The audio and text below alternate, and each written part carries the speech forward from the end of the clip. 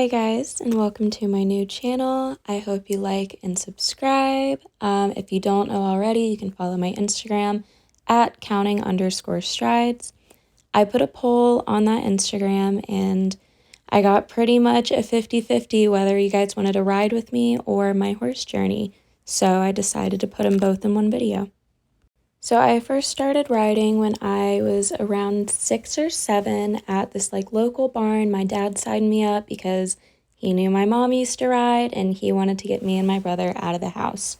So eventually, I actually didn't really love it at first. I don't know, maybe I was too young when I started, but my brother was actually pretty good. He figured out how to post and all that kind of beginner stuff pretty quickly, but he fell out of it and I slowly started picking it up more and more, and that led me to my first lesson horse. Her name was Sassy. She was a cute little bay pony, and she was good. A little bit down the line, I ended up moving to another barn that was kind of close by because I had a friend in elementary school who rode there, and I wanted to ride with her. And that led me to a bunch of other really sweet, really cool lesson horses and my first horse show. I was probably 8 or 9 by then, and it was literally 3 of us in the ring. It was me, this teenage girl, and then this older woman, just the 3 of us, and a little walk trot class. And that was a much needed confidence booster for my next horse.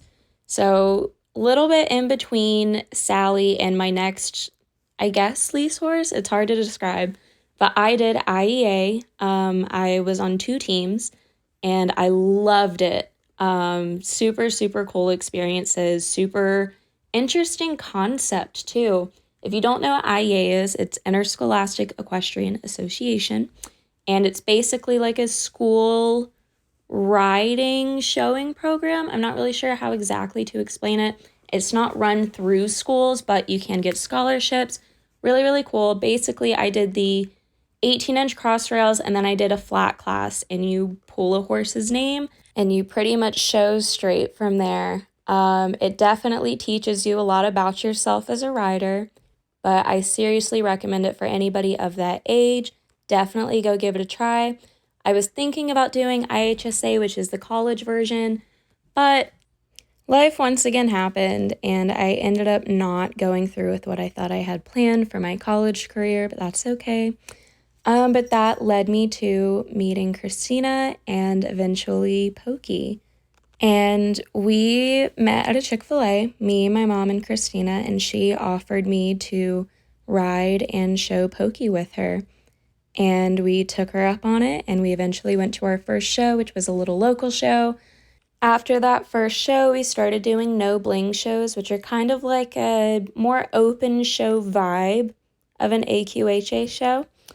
And we started doing those, and we were doing pretty well, but shortly after, Christina, my trainer, was not doing super well. At first, we thought that she pulled something, just getting on from the ground a couple times.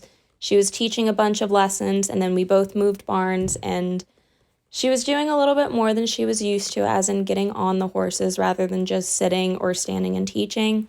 And with going through chemo and just a different schedule and a different routine, she had to take some breaks, which is completely fine.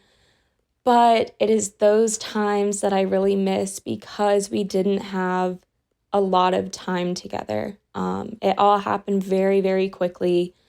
It was all very, very stressful, but I really do cherish those moments that she was able to come out and teach me and come out and be at shows. But eventually she did pass, and it left me in a really sticky spot because I wasn't really sure where we were going from there. The barn owner of where she was boarding Pokey was nice enough to work with me for shows, and we finished out my last youth year, and Pokey was phenomenal. And then after that, I really didn't know where to go. And sadly, as horse people, we really do find ourselves in those sticky situations and feeling a little burnt out or not really sure where to go next because life happens. That's probably my favorite quote. Life surely does happen. But As Christina once said, the show must go on, and she was absolutely right about that. And from there, I kind of stuck to working. I was pretty strong in my adult game. I was working 2 jobs, about 60, 65 hours a week, so I was definitely keeping myself busy. But I really did miss horses, and I missed riding, and I really missed showing and the people that were around me at those times. So I eventually reached out to Reagan, and she was kind enough to let me lease Elliot for a little bit, and I really didn't get as much riding time in as I'd hoped for. Again, like working a lot and being a renter for the first time, I definitely came up with a lot of challenges in the adulting world versus the horse world, but I'm very thankful for that. And I'm very thankful for her too for giving me the opportunity. Elliot really was such a horse. I mean, he had so much personality. He was a big goof, and he really helped me feel better about going back into the horse world, and it was very relaxed and very fun, and again, so thankful for that. I really needed it. And eventually, Reagan ended up talking to Winston's previous owner and finding out that she was looking for a forever home for him. And Reagan brought it up to me, and it all lined up so perfectly. Like, the stars really aligned for us with what he was capable of doing, his height, how he moves, what I was looking for, and his price. It was all perfect. And I fell in love with Winston pretty much right away. And it was a lot of convincing for my mom. I mean, me, Reagan, and Robbie all kind of pushed Winston onto her plate a little bit. And we eventually went to our first show, which was an open show at the Bob Martin Arena in Williamston, which was Christina's favorite place to show. So it meant a lot to me.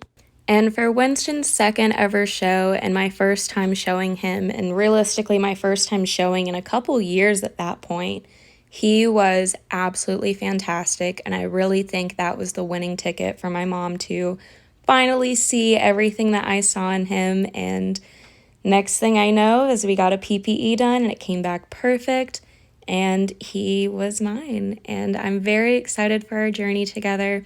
Very excited for our first official show next month. And we're working pretty hard. As you can tell, we were practicing some showmanship, and I just ended up riding him bareback because homeboy pulled a shoe, and thankfully he was sound after that, and I really wanted to get on him as our first official ride. But I'm just super, super excited to see where we're going to go, and very, very excited for a fresh start. Again, very thankful to Reagan, very thankful to Lily, his previous owner, for just making all of this so, so easy. And of course, the biggest thank you to my mom for helping me with this, because like I said, adulting is very difficult, especially as a horse owner, even just as a horseback rider. It's all very expensive, it's all very time consuming, and it's such a treasure to have people with you that support you. Again, I'm so, so, so thankful. I mean, look at him. What a handsome guy, you know? But I really hope that this video wasn't too rambly. As you can tell, I'm very excited to see where we're going to go. But again, if you'd like to follow my Instagram, it is counting_strides. And I hope you like and subscribe. And I'm excited to see you guys next time.